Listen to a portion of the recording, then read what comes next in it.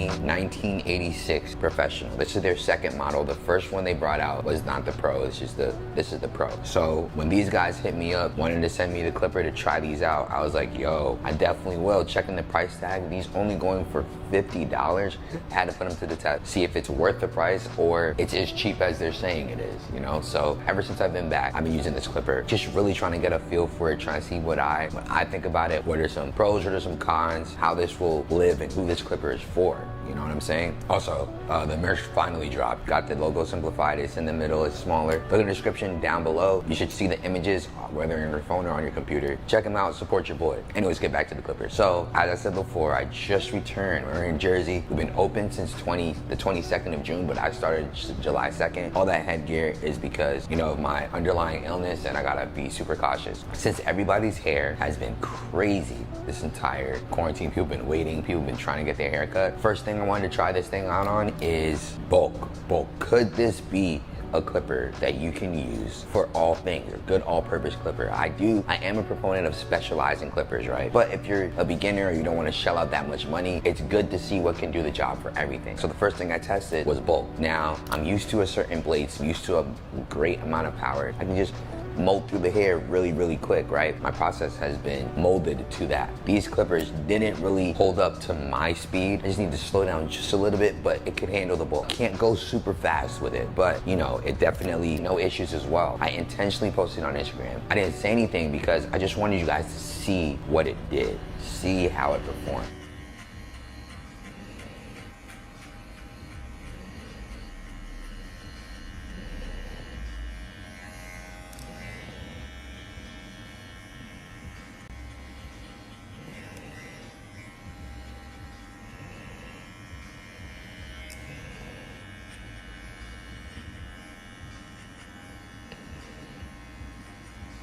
And it's crazy how clippers like these, only costing $50, can do the work that it does. When corded clippers back in the day didn't even go for this much. When I wanted to get a Andis Masters were always like $100. Seniors were like 60, 70. You know, now we're getting a cordless, pretty like it holds its weight. It does the job for $50. This is a steal. This is a steal. People keep messaging me, would I recommend this for a beginner barber? Absolutely. If this was around when I was a beginner barber, I'd have 3.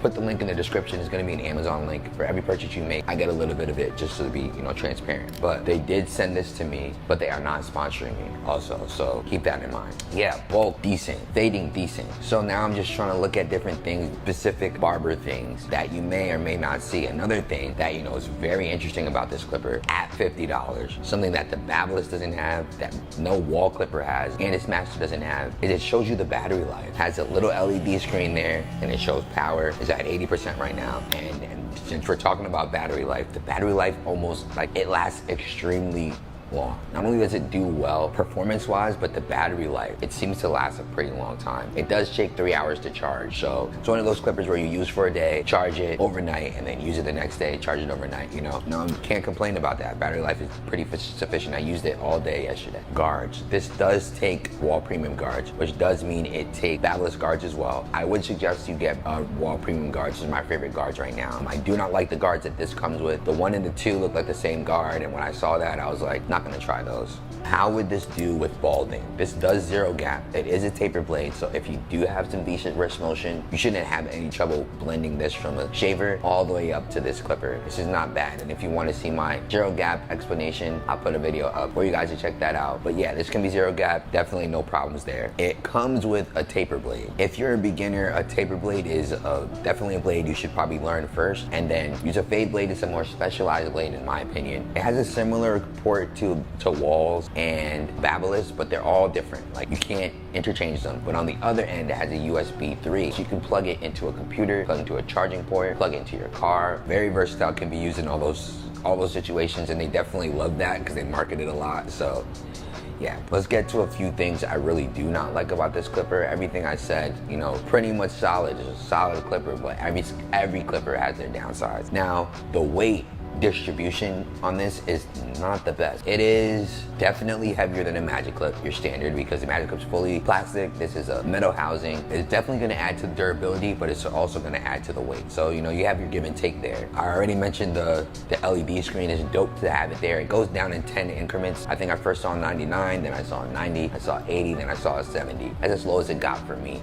Not only is it a little bit heavy, but it's not designed well, and it's interesting because it really just helps me appreciate the Magic Clips even more. Now, if you look at the back of this clipper, it's pretty flat. It seems like they just created the guts and just placed it inside a metal housing and did all they could to do that, but didn't put much intention in the design. And it's $50, so, you know, I'm not gonna be too picky about that, but either way, that's definitely something I wanna talk about, because like, if you look at clippers, they typically have their widest part at the top of the clipper.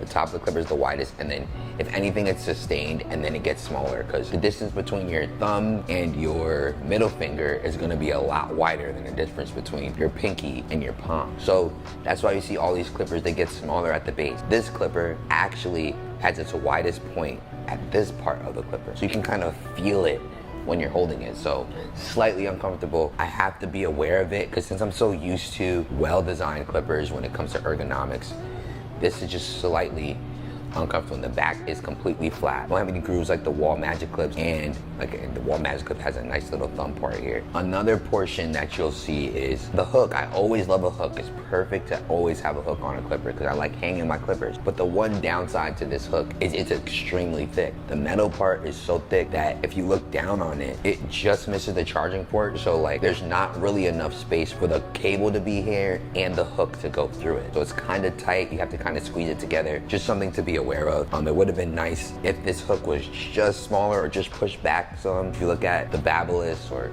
the walls, like they definitely make some room for both the charging port to be there and the hook to hook inside. Another nice feature that we're now seeing in clippers since Barbers did it is the click feature here. There's a click feature on the side. We always used to just see click features in the middle of the clipper.